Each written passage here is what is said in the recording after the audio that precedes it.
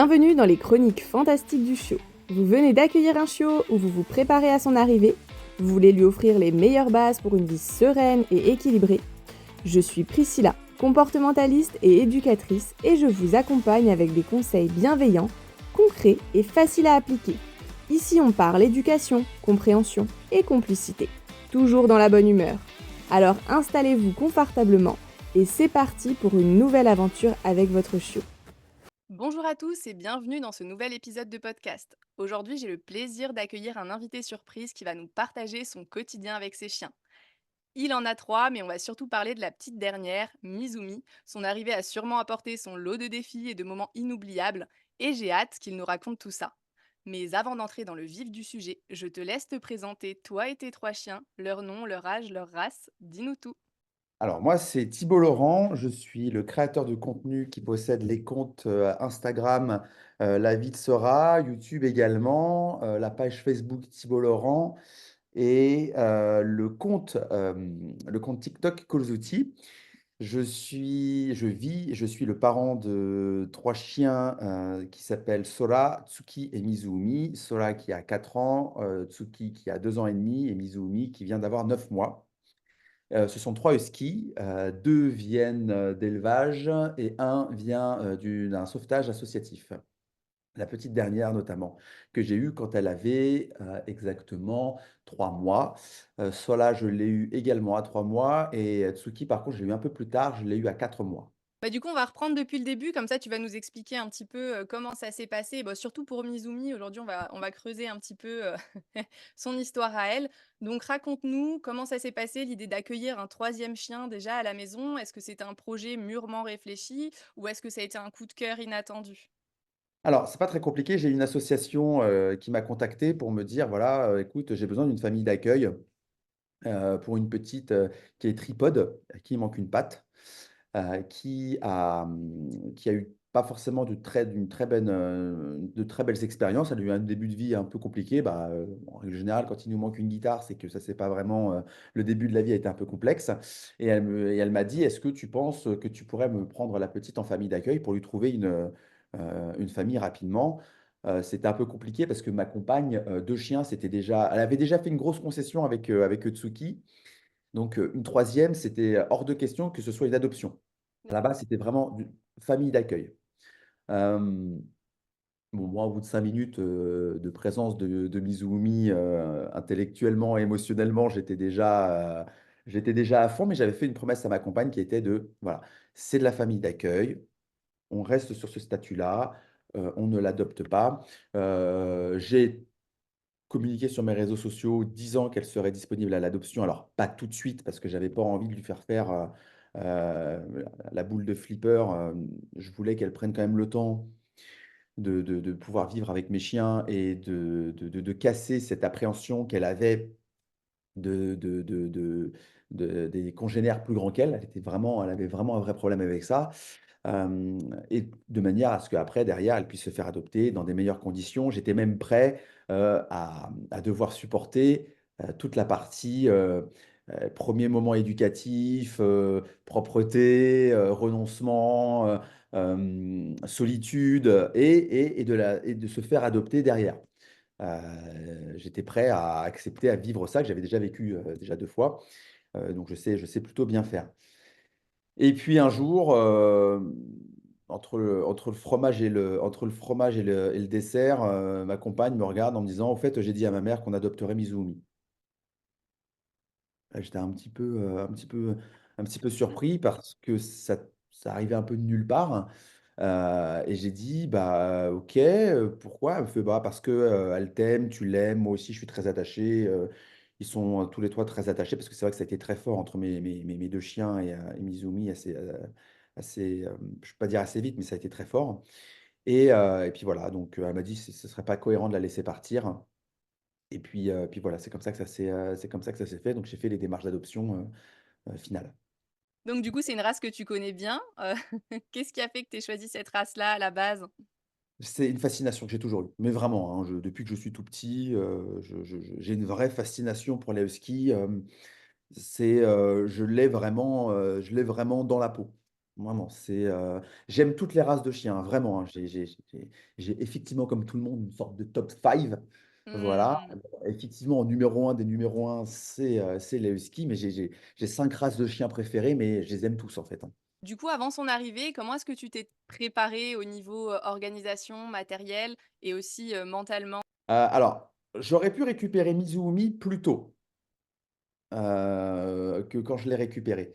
Parce qu'en fait, quand l'asso m'a contacté, elle était disponible tout de suite. Le problème, c'est que, si je l'avais récupérée, 3 semaines plus tard, je partais en vacances. D'accord. Donc j'avais pas envie, de prendre le chiot, de la laisser je partais pas une semaine longtemps, je partais une semaine, Mmh. mais je partais quand même une semaine. Donc Mmh. j'avais pas envie, entre guillemets, de la faire se faire transporter, garder par quelqu'un d'autre, 3 semaines après être arrivée. Enfin, tu vois, c'est pas cohérent. Ouais, trop de Donc j'ai changements, demandé à la récupérer après mes vacances. OK. Voilà.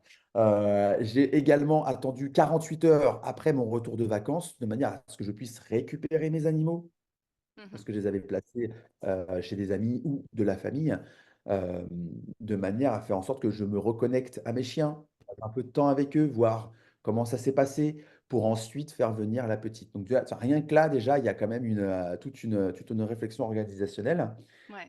et logistique. Bien sûr, quand je l'ai récupéré, j'ai demandé tous ses antécédents médicaux. J'ai également demandé, s'il y avait des choses qu'il ne fallait pas qu'elle fasse, qu'elle rencontre. Comment était son appréhension vis-à-vis de ses congénères, à quel point elle était réticente. J'ai organisé la maison de manière à faire en sorte qu'il y ait pas trop de choses qui traînent un peu partout parce qu'on connaît les chiots. Les chiots, c'est des chiots, hein, ils découvrent tout avec la bouche, hein, et croyez-moi que Mizumi, quand elle est arrivée à la maison, elle a joué les herboristes, dans le jardin, et c'est pour ça que j'ai eu pas mal de problèmes en matière de propreté. Non pas qu'elle n'était pas capable d'être propre, mais c'est qu'elle était juste malade. Mmh. Donc, tu vois, D'accord. voilà. Donc c'est tout ça, en fait, qu'il a fallu que je mette en place, quelle est sa place, son environnement, qu'il y ait de la proximité, mais pas trop. J'ai demandé au vétérinaire aussi si ça posait un risque, parce que, est-ce qu'elle avait été vaccinée? Est-ce que je vais devoir faire son rappel de vaccin? Est-ce que je Mmh. dois la mettre en quarantaine ou pas? Enfin, toutes ces petites choses comme ça qu'il a fallu que je mette en place en amont. J'ai Mmh. pas fait appel à un éducateur pour qu'il visite ma maison parce que j'ai déjà l'historique de ce que je dois mettre en place avec Sola et avec Tsuki, donc j'étais Mmh. déjà bien en place. Mais il y a beaucoup de personnes qui viennent sur mes réseaux pour me dire, «Est-ce que tu peux me donner des conseils pour que, je puisse accueillir un chiot de la meilleure des façons?» Je réponds toujours: «Ouais, ouais, ouais, bah, c'est d'appeler un éducateur et un comportementaliste, voire un professionnel, pas un influenceur ou un créateur de contenu». C'est pas mon métier de répondre à cette question. Par contre, ce que je peux vraiment conseiller, le meilleur conseil que je puisse donner, c'est aller voir des professionnels. 48 heures avant l'arrivée ou 72 heures avant l'arrivée du chiot, n'hésitez pas à faire venir, à payer une séance d'éducation, bah, un éducateur comportementaliste, un bon, qui vienne chez vous, qui regarde l'environnement que vous avez préparé, pour recevoir le petit ou la petite, de manière à ce qu'il puisse vous dire: «Attention, ouais, là, zone de danger, là, attention, ouais, là, c'est bien, le panier est à la bonne place, la gamelle est pas trop grande, c'est bien, c'est voilà, c'est quoi la nourriture que vous avez prévue?» Vous pre vous prenez des petites notes, c'est pas de l'argent qui est perdu. Au Mmh. contraire, je peux vous assurer que c'est un très, très bon investissement parce qu'un investissement, c'est quand ça vous rapporte ou quand ça vous évite de dépenser. Or, si vous avez mal paramétré votre habitat, je peux vous assurer que vous allez en dépenser de l'oseille. Ouais, c'est sûr, c'est important Vraiment. et puis même bien avant, rien que par rapport au choix de la race justement, au choix de l'élevage et ou de du refuge et tout ça, on peut appeler un éducateur, bien avant d'avoir son chien, Exactement, hein. Ça, c'est clair, exactement. c'est clair. C'est vraiment c'est de l'argent très bien dépensé ou bien investi, voilà. Mmh. C'est vraiment c'est indispensable. N'oublions pas que l'argent ne sert qu'à 2 choses, gagner en temps et en confort. C'est tout.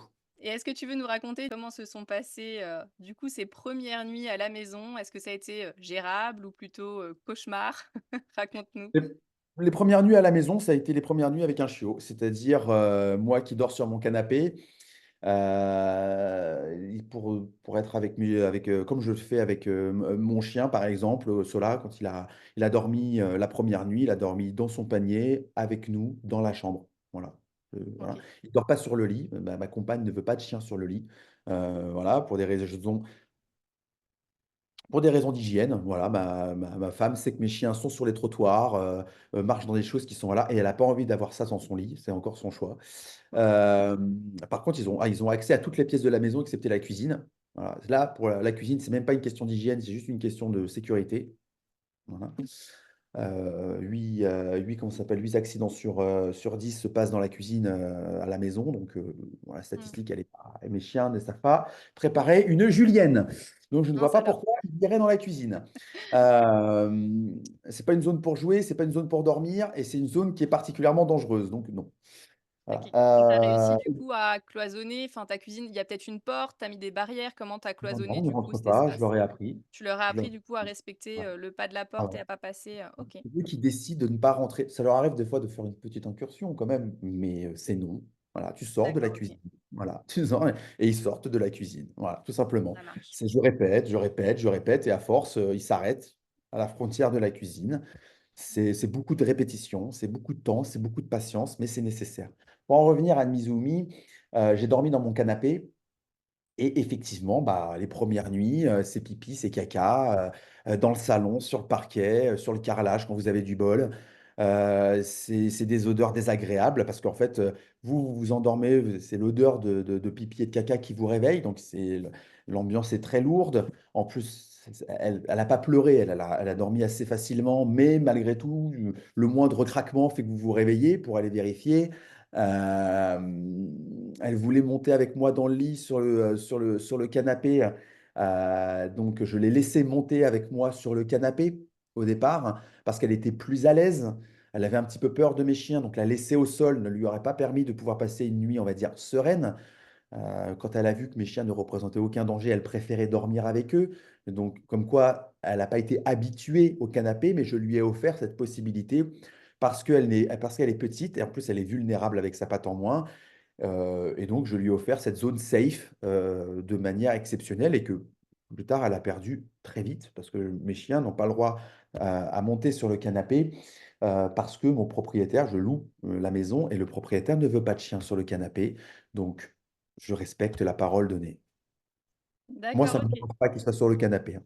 Voilà. Ouais, oui, OK. Bon, en tout cas, ça a été provisoire. Dès qu'elle s'est sentie plus à l'aise, Voilà, d'elle-même, elle a réussi à reprendre un petit peu de distance et à exactement. Et retrouver, j'avais appelé mon propriétaire pour lui dire, écoute, là, j'ai un bébé quand même, est-ce qu'il n'y a pas. Voilà, il m'a dit, si c'est vraiment très provisoire, pas de problème. Du coup, si tu devais, nous citer les 3 plus gros défis que tu as rencontrés avec Mizumi, ça serait quoi? Les 3 plus gros défis, ce serait, déjà, qu'elle puisse bien vivre la proximité avec ses congénères. OK. C'est un vrai sujet, hein. C'est un vrai Oui, su parce qu'en arrivant, du coup, les grands chiens, c'était pas trop son truc et au final, elle s'est retrouvée, ben, avec 2 grands chiens, quoi. Donc je suppose que tu as dû quand exactement, même mettre des petits ajustements en tout place, à fait. Surtout avec Tsuki qui elle, elle adore les petits chiens, Born to be Wild, c'était elle surtout là, parce que ceux-là, lui, il aime bien le calme, hein, donc au début, il snobait un peu Mizumi. Il allait la voir par curiosité, mais je vais pas Mmh. oublier une vidéo tout à l'heure où Sola, il rencontre un bébé de 2 mois et demi, un petit berger australien d'une beauté, superbe.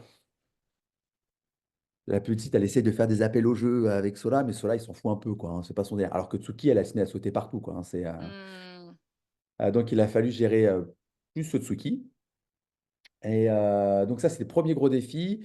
2e gros défi, ça a été la propreté et la solitude. D'accord, Je les OK. mets ensemble parce que parfois, la solitude étant difficile, la propreté aussi. Le chien, en fait, étant nerveux, n'arrivant pas à rester seul, il peut se soulager dans la maison, non pas parce qu'il se venge.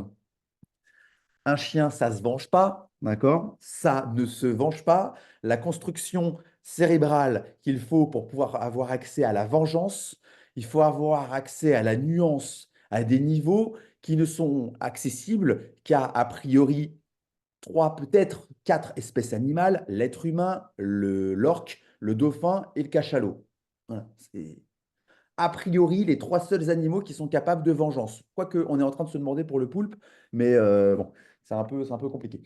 Mais voilà, donc pour faire une construction mentale de la vengeance, il faut vraiment avoir accès à une nuance extraordinaire, chose que les chiens n'ont pas du tout accès. C'est pas à toi que je vais l'apprendre, mais au moins aux auditeurs. Donc un chien, lorsqu'il se soulage quand vous êtes parti, ce n'est pas qu'il se venge, c'est que si ça se trouve, ou il est malade, ou son niveau de stress a été tellement élevé qu'effectivement, il n'a pas pu se retenir. Voilà, le stress fait que, comme les gens, quand vous leur faites peur, ils peuvent se pisser dessus de peur. Ou ils peuvent même carrément faire la grosse commission, parce que, C'est ça. d'où l'expression, pardonne-moi, du voilà, je me suis chié dessus. Bah oui, bah voilà, bah, le chiot, c'est C'est pareil. ça. Donc la propreté et la solitude, je la mets ensemble. Et puis la dernière chose, ça c'était vraiment un très, très, très, très gros défi parce qu'il y a un il y a un il y a un il y a un vrai risque, c'est la protection de ressources. OK. Cela, ça, c'était un vrai problème. Ouais, ça t'a demandé pas mal de surveillance, je suppose, du coup, au début et Oui, parce que c'est difficile entre le lâcher prise, laisser les chiens interagir, mais être en mesure d'intervenir quand vraiment tu vois que le petit ou la petite n'y arrive pas. mmh. Et comme elle n'y arrive pas, elle se met en danger. Voilà, mais il a été fabuleux. Il a été fabuleux, cela parce que Mizumi était fantastique. Mizumi est très, très forte pour communiquer. En termes de communication canine, elle est extraordinaire. Mais vraiment, même, ces éducateurs comportementalistes, disent tous que Mizumi, elle est à part. D'accord, OK. OK. Voilà. Ouais, du fait de son vécu, peut-être de ce qu'elle a vécu avant, puis de ce qu'elle a Ouais, appris ouais, aussi, je ouais. pense, avec tes chiens. C'est vrai qu'elle a toujours été au final, Puis elle est vulnérable. Elle oui. a que 3 Mmh. pattes, elle est moins mobile, elle tombe plus facilement, donc elle est obligée, en fait, d'arriver à faire en sorte de se présenter et de faire en sorte que les interactions se passent bien, Mmh. Ouais, tu vois? Même si elle a tendance, là, c'est son 9e mois, à être très agressive avec sa sœur au moment des repas. Il y a d'accord, un OK. moment où Mizumi est agressive et elle est agressive avec un seul chien, c'est Tsuki. Elle est vraiment très gentille et Mizumi le sait. Enfin gentille, elle est très tolérante. Elle est aussi dans sa phase d'adolescence, donc forcément, elle Oui, tente aussi des trucs, puis elle voit si ça passe ou pas, quoi, hein. exactement, Après, c'est sûr que là, exactement. bon, c'est bien d'intervenir et de ne pas laisser, les choses dégénérer. Souvent, quand c'est par rapport à la nourriture, après, on met plus de temps, au final, à rattraper que si on était intervenu tout de suite. Donc, on laisse pas les chiens se gérer à ce moment-là. Le mieux, c'est d'anticiper et puis, ben, d'écarter un petit peu, hein, s'ils sont pas capables de gérer. Parce que Mais voilà, manger et protéger sa ressource, ça vient quand même d'un stress à la base. C'est mais que, c'est même pas la sienne, hein. Attention, hein, ah parce d'accord, que Tsuki laisse Mizumi manger tranquillement dans sa gamelle. Mizumi ne va pas voir dans la gamelle de Tsuki, mais en fait, elles attendent toutes les 2 que Sola ait fini de manger parce que Sola, il met une plombe à manger comme il était anorexie, il a fait de l'anorexie canine, d'accord. quand il était adolescent. Il mange très, très doucement, et il a tendance à laisser une partie de sa nourriture et les chiennes, elles le savent et surtout Mmh. Mizumi qui a un ventre absolu. Donc elles savent toutes les 2, elles sont en compète à ce moment-là, elles attendent que Sola s'en aille et une fois que D'accord. Sola s'en va, les 2 vont se précipiter sur la gamelle et si jamais Tsuki, qui est plus vive, arrive sur la gamelle avant Mizumi, Mizumi va essayer de l'attraper au visage, en fait, Ouais. pour la faire reculer. Ça, c'est quelque chose que je peux pas vraiment accepter. Oui, non, de toute façon, là, il faut intervenir et puis, ben, ne pas les laisser, parce que oui, là, c'est la petite bataille pour, qui aura la gamelle en première et bon, on veut pas que ça dégénère et que la cohabitation Exactement, après se passe moins bien suite à ça, quoi. Donc c'est important que leur relation reste, tout à fait. c'est bien que ça ait évolué en tout cas positivement et la propreté, tout ça, maintenant pareil, c'est OK, tout est rentré Elle dans est nickel. l'ordre. La Ma solitude chienne, aussi. et en plus, ils ont un fonctionnement qui est extraordinaire. C'est-à-dire que quand Mizumi a vraiment besoin de sortir, parce que j'ai un jardin, mes chiens ne vont dans leur jardin que pour pisser et encore, ceux-là, il fait même pas ses besoins dans le jardin. Pour lui, le jardin, c'est la maison, hein, et on fait pas pipi, caca à la maison.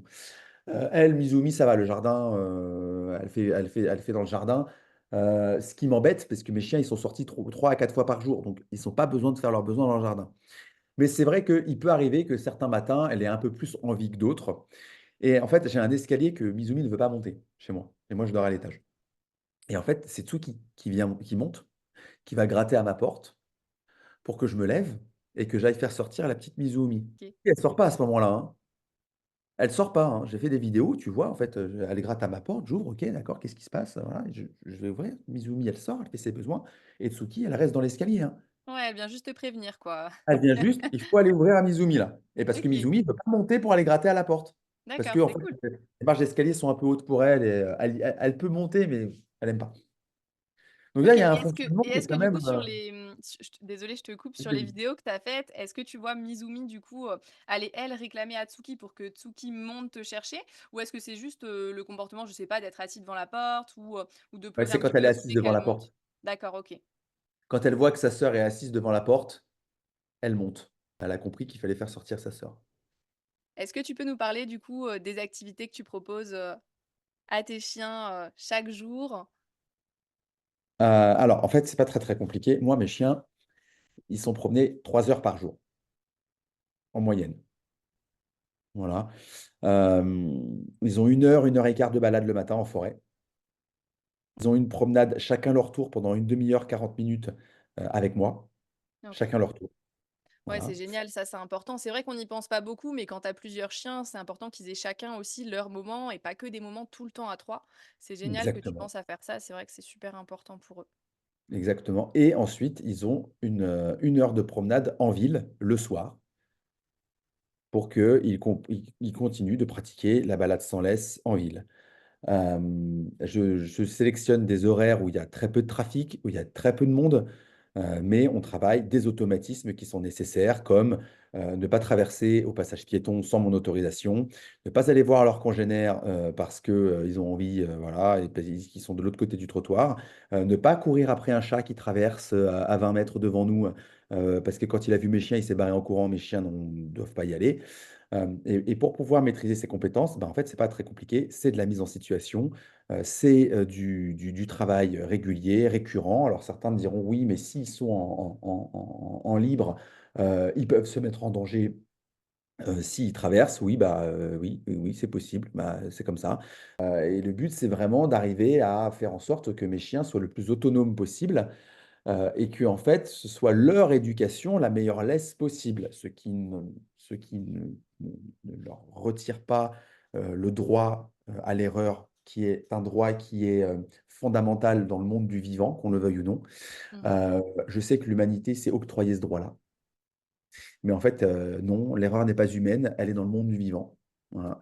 On essaie de faire en sorte qu'il y en ait le moins possible et c'est pour ça qu'on travaille régulièrement. Donc ça veut dire que comme vivent en milieu urbain, le soir, ils ont cette fameuse promenade sans laisse dans la ville avec peu de passants, peu de voitures, ce qui fait que si jamais il y a une erreur qui est commise, il y a peu de chances pour que ça ait des conséquences vraiment funestes. Mmh. Voilà. Donc voilà et durant ces promenades, mes chiens, comme ils sont libres, ils ont toute la dépense physique et toute la dépense mentale dont ils ont besoin. C'est-à-dire que moi, j'avance, ils s'arrêtent sur une odeur, je continue à avancer, 5 mètres, 10 mètres, je me retourne, j'attends qu'ils aient fini. Une fois qu'ils aient fini l'odeur, ils me rejoignent. Voilà. Mmh. Et à force de sentir ces odeurs-là, à force de changer régulièrement de trajet, quand je vais sur Paris pour travailler, pour faire de la création de contenu avec mes équipes, je prends un chien avec moi parce que mes chiens adorent Paris. Faut pas oublier que Paris, quand les chiens ont maîtrisé la balade sans laisse et l'apprentissage du comportement en milieu urbain, eh bien, pour mes chiens, c'est Disneyland. Parce qu'il y a une quantité d'odeurs, mais phénoménale, dont ils se régalent éperdument. Ils connaissent toutes les us et coutumes du comportement en ville. Ils se comportent nettement mieux d'ailleurs en ville qu'à la campagne, Mmh. parce qu'on fait peu de campagne. Donc si tu veux, c'est ça en fait au quotidien, pourquoi est-ce que mes chiens sont si fatigués et pourquoi ils dorment tout le temps? C'est parce qu'ils sont beaucoup sortis et qu'ils reniflent énormément. Voilà, je suis capable d'attendre 10 minutes, que mon chien ait fini de sentir une odeur, hein. Mmh. C'est tu sais, j'ai pas cette espèce de fantasme de: «Il faut avancer» en fait.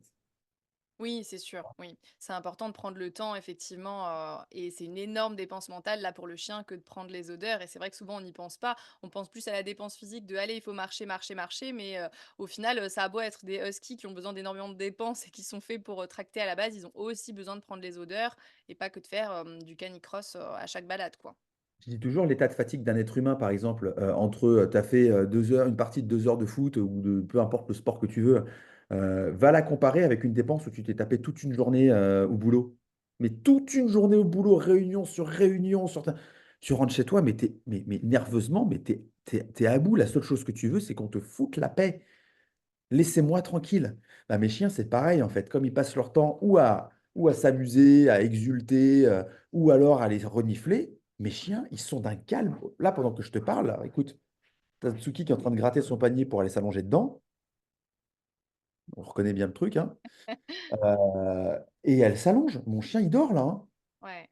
Mmh. Oui, du coup, tu as des chiens posés à la maison, quoi. Mais parfois, je reçois des journalistes à la maison, mais ils hallucinent en fait. Ils me disent, mais on m'a dit que la husky, ben, pas forcément en fait. À partir du moment où tu réponds aux besoins de ton chien et où tu proposes suffisamment d'activités, il y a pas de raison d'avoir un chien, qui a trop d'excitation et qui n'est pas posé à la maison, quoi. Après tout dépend, comment les choses sont faites, comment le travail est fait et quel niveau de dépenses tu apportes à tes chiens, chaque Je jour, fais quoi. très attention avec la dépense physique de Mizumi, par exemple. Elle peut pas se déplacer autant que ses frères et sœurs. Et en plus de ça, c'est une tripode. Donc, elle a un membre en moins. Donc, les impacts au sol ne sont pas les mêmes ostéo-articulairement parlant. Je n'ai pas le même chien. Et c'est pas parce que le chien, il a très envie d'y aller, c'est pas parce qu'il montre pas qu'il est fatigué que ça veut dire qu'on peut le laisser faire tout ce qu'il veut. Un chien, c'est comme un cheval. Tu peux le faire courir, courir, courir, courir jusqu'à ce qu'il meure. Voilà.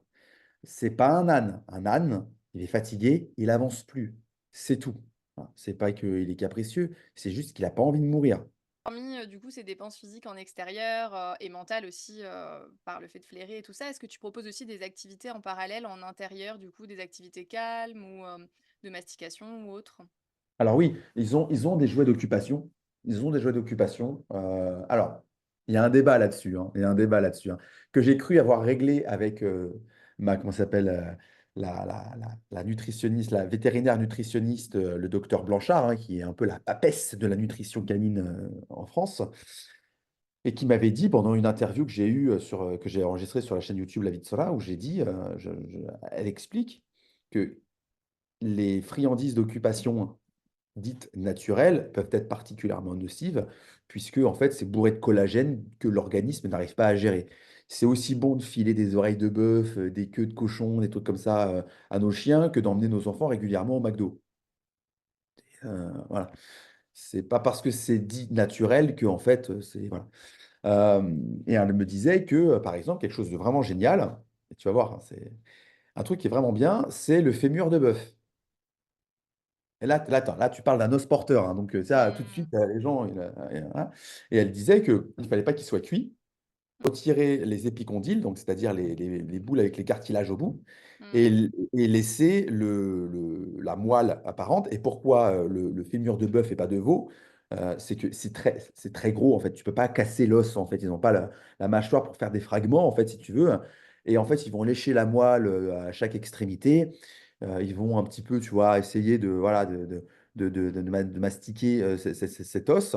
Mais il faut pas qu'il soit cuit. Parce que là, pour le coup, si tu cuis l'os, Oui, ça devient dangereux, quoi, hein, ça devient dangereux. Après, voilà. de toute façon, c'est en fonction de la mâchoire de son chien. Si le chien, effectivement, mange juste le cartilage, la viande autour, la moelle à l'intérieur, OK. Après, c'est vrai que si l'os commence à être, vraiment rogné, il y a quand même risque d'occlusion. Donc là, toujours, on fait gaffe.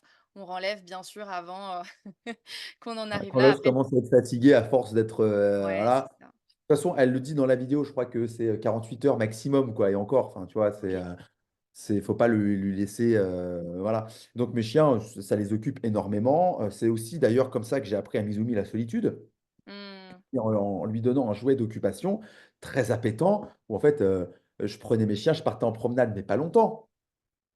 Pas longtemps, genre 10-15 minutes au départ. C'est ce que je veux dire? Mmh. Je la laissais s'occuper avec un jouet d'occupation, et ensuite je revenais de manière, et progressivement, j'ai espacé les promenades. Mmh, oui, tu as allongé le temps, seul, du coup, à la maison, avec des occupations. Ouais. Ouais, c'est Mais chouette. effectivement, ils ont ça comme occupation. Ça, je vais aussi lui faire faire de la proprioception à Mizumi, parce qu'avec sa patte en moins, elle a besoin d'apprendre à se servir de ce quatrième appui qui, pour elle, n'existe pas. Les gens ont remis en cause le fait qu'elle n'utilise pas sa prothèse, mais c'est parce que beaucoup de personnes n'arrivent pas à comprendre que c'est pas la prothèse qu'elle n'utilise pas, c'est la patte qu'elle n'utilise pas. Mmh. Elle a passé toute sa vie à trois pattes. Elle a perdu sa patte avant ses 1 mois. Donc, au niveau de sa structure cérébrale et de son influx nerveux, cette partie n'existe pas et ne sert à rien, en fait. Ouais, c'est sûr. Donc, il faut lui réapprendre au cerveau que cette partie est fonctionnelle et que c'est utile. Et Oui. donc, la proprioception, donc l'art de l'équilibre et de la perception du corps dans l'espace, Mmh. est très importante. Ouais, c'est sûr. Bah, c'est une bonne activité aussi la proprioception, puis même pour les chiots plus petits, du coup, pour prendre conscience de son corps. C'est vrai que parfois, ben, surtout pour les grands chiens, ils grandissent assez vite, du coup, ils prennent pas conscience, en fait, de leur taille et parfois on arrive avec des grands chiens qui se prennent encore pour des, pour des petits chiots. Donc, la proprioception vraiment pour tous les chiens, même avec 4 pattes, c'est, Mmh. super important, du coup, de leur proposer, comme activité. Je voulais juste en revenir, aux mastications, comme tu nous disais que tu évites, du coup, tout ce qui est, oreilles et tout ça, parce que voilà, c'est pas ce qu'il y a de mieux.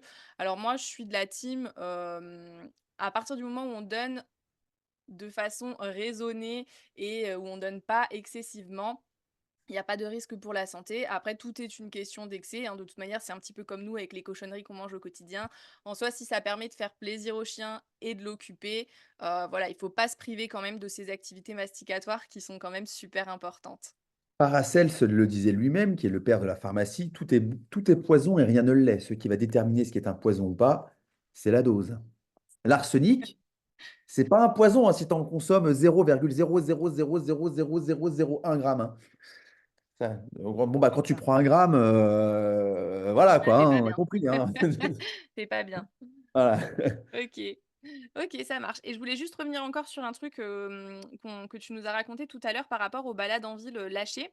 Mmh mh. Donc je voulais juste rappeler quand même, aux auditeurs que, pour pouvoir lâcher ces chiens dans un milieu avec beaucoup de distractions, bien sûr, c'est énormément de travail, en amont. Je sais que parfois certaines personnes rêvent de ça avec leurs chiens. C'est possible, parfois ça l'est moins, tout dépend aussi du chien et de ses capacités et du temps aussi que vous avez accordé bien sûr à son éducation.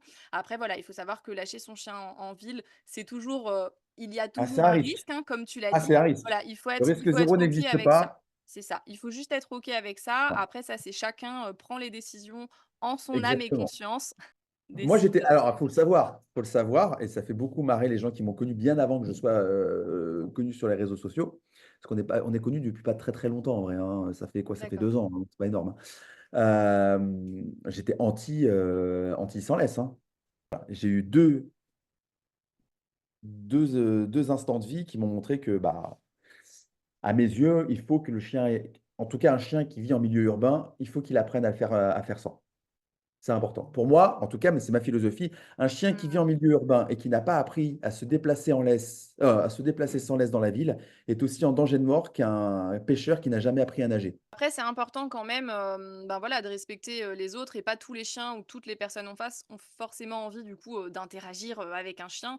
Donc voilà, il faut quand même un chien, un minimum, même quand même bien éduqué à la base, pour pouvoir se permettre ça. Il y a des endroits, mes chiens en ville, ils sont pas sans laisse, hein. Quand bien même ils savent très bien faire. Les grands Ouais. boulevards, les grands magasins, enfin, pour moi, mes chiens, ils ont 5 ans. Tu laisses pas un enfant de 5 ans sans le tenir par la main dans des endroits, tu sais que c'est juste pas possible, en fait. Enfin, tu vois, comment tu fais pour le surveiller? Il y a trop de monde, enfin, c'est dangereux pour lui, c'est dangereux pour les autres. Enfin, en fait, la balance dans les transports en commun, mes chiens, ils sont en laisse, c'est tout. Enfin, il y a pas, je vois pas l'intérêt, en fait, de les lâcher. C'est, Mmh.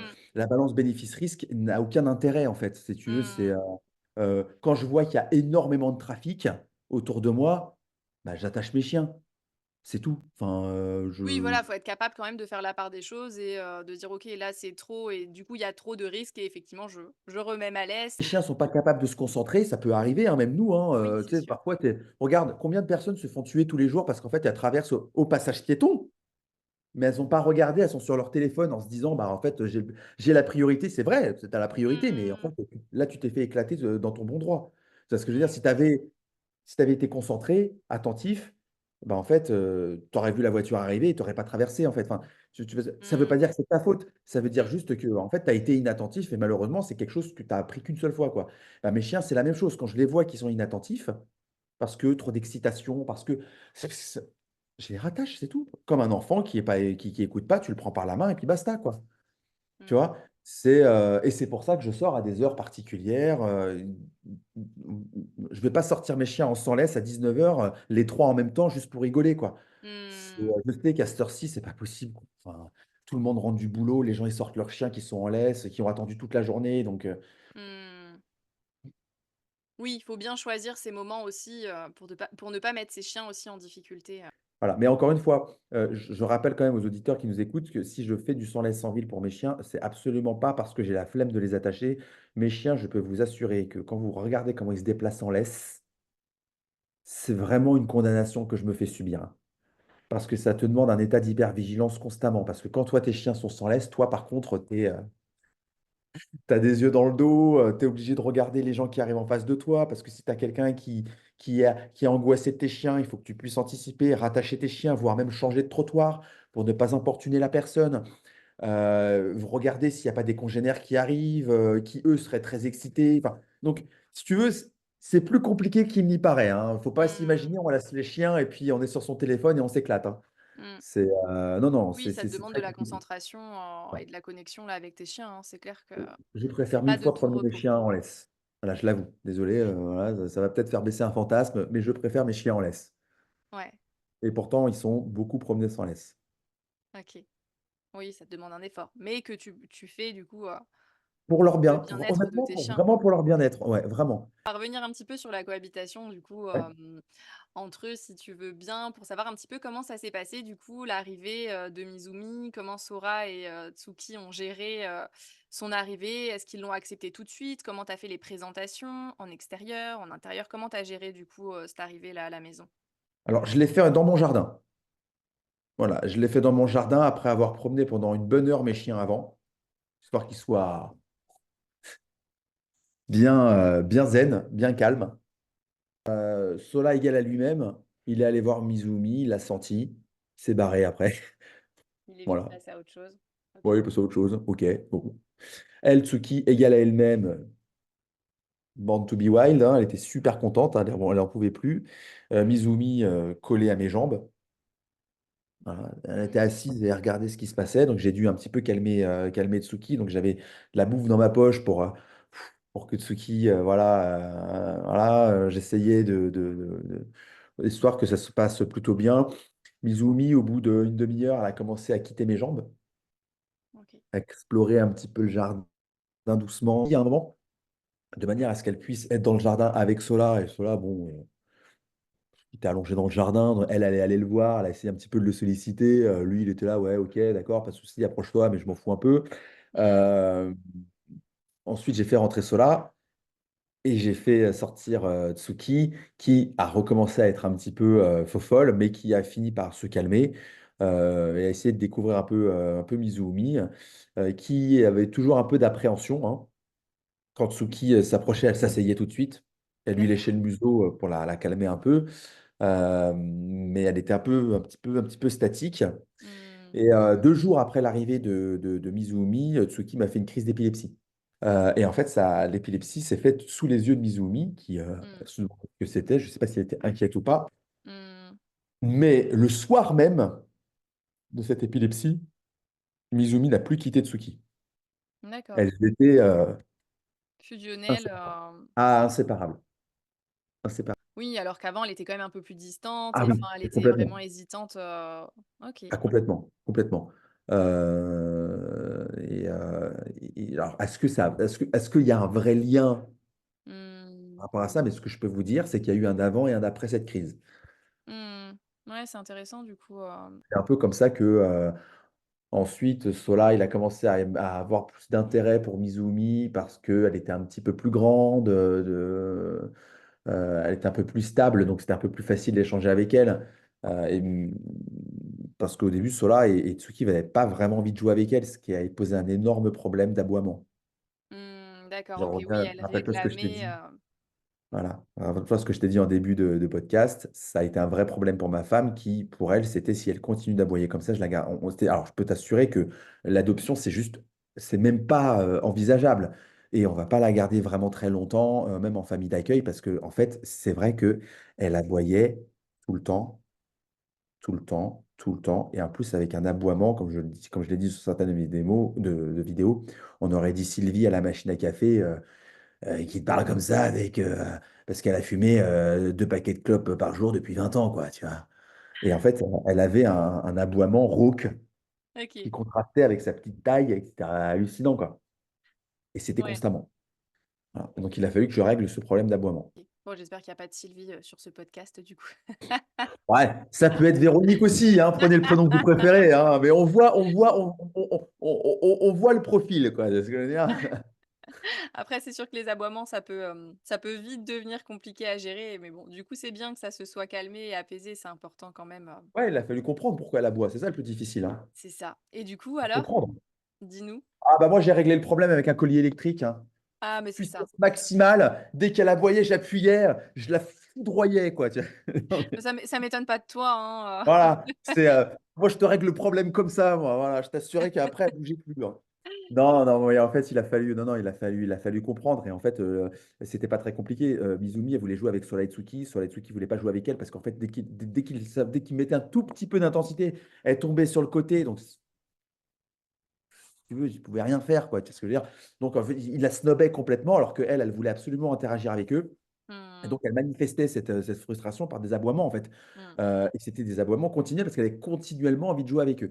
Donc, mais bon, il a fallu quand même quelques journées, quelques heures d'observation pour vraiment comprendre les motifs de ces aboiements.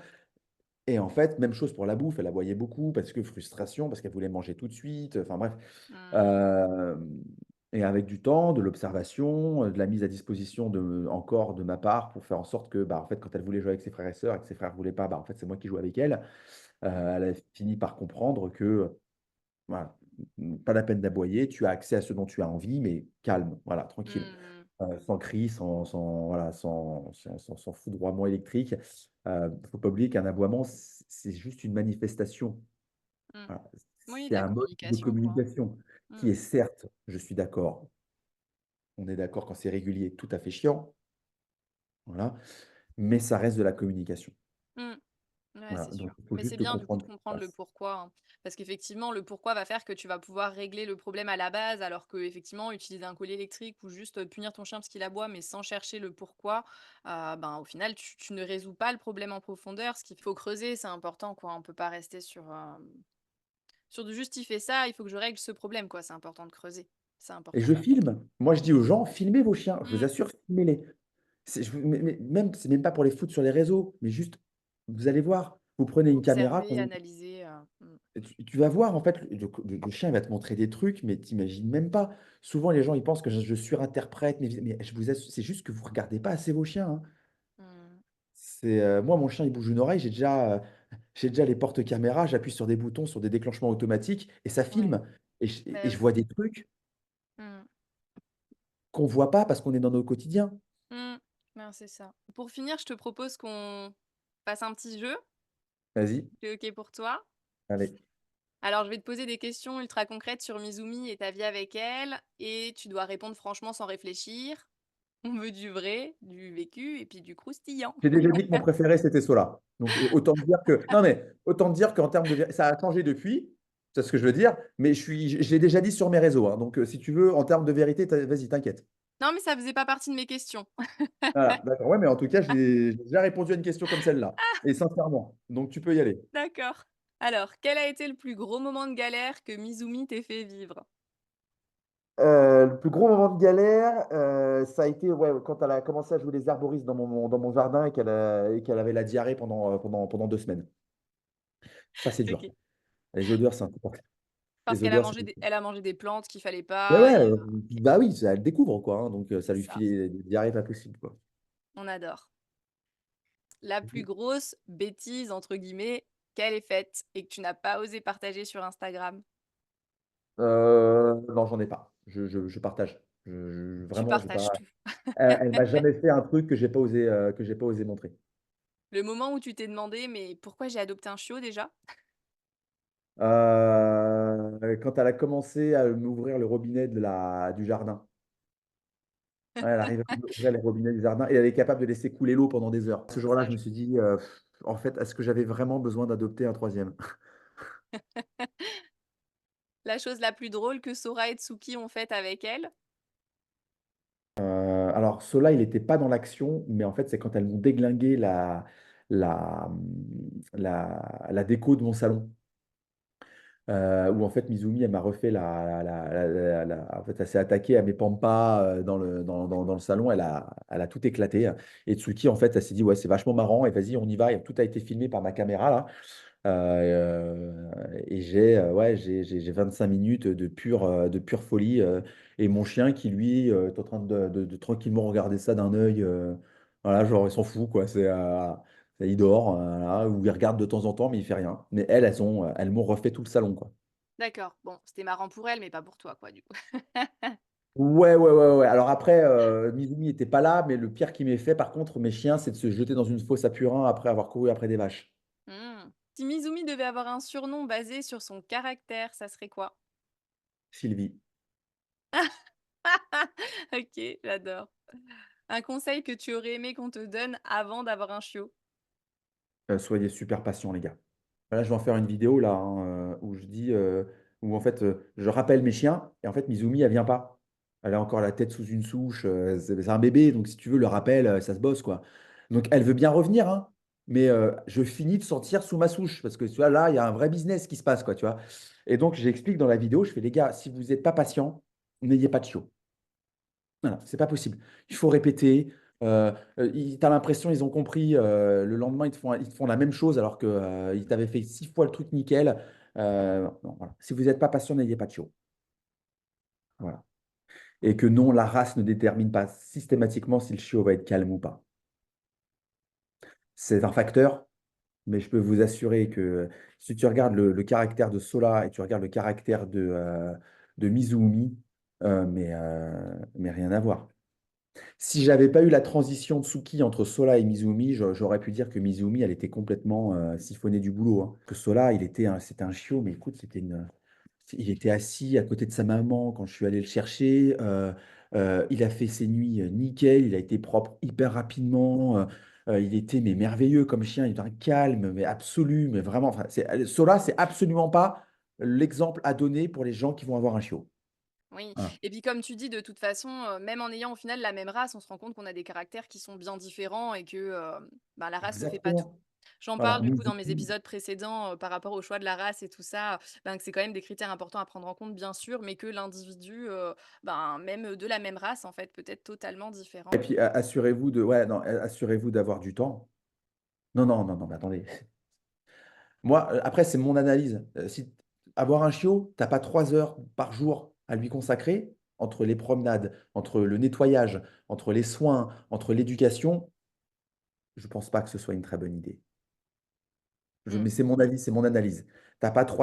Tu veux un chiot, hein, un bébé, hein. T'as pas 3 heures devant toi par jour, pas en un bloc, hein, mais dans ta journée, c'est pas une bonne idée. Ouais. C'est trop chronophage.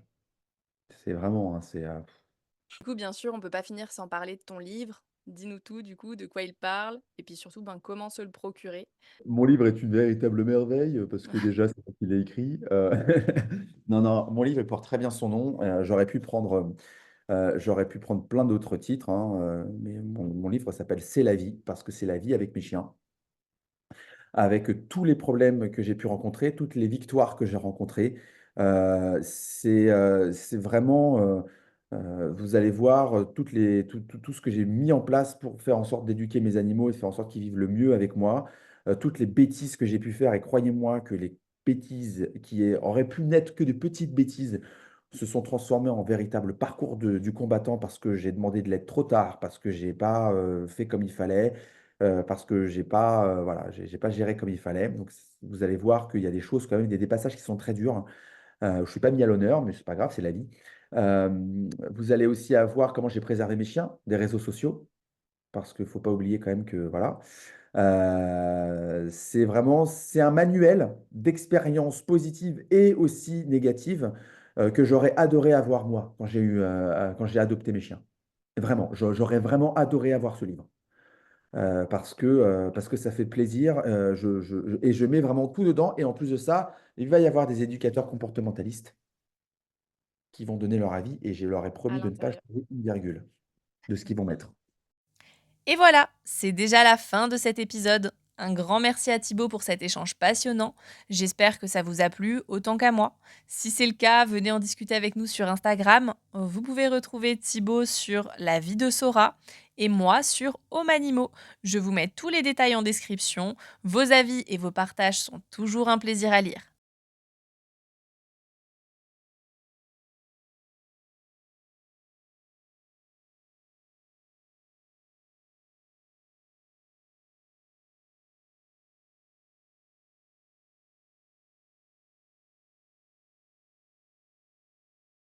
Merci d'avoir écouté les chroniques fantastiques du chiot. Si cet épisode vous a plu, pensez à vous abonner pour ne rien manquer. Et pour soutenir le podcast, laissez un commentaire ou une note, ça m'aide énormément et j'adore lire vos retours.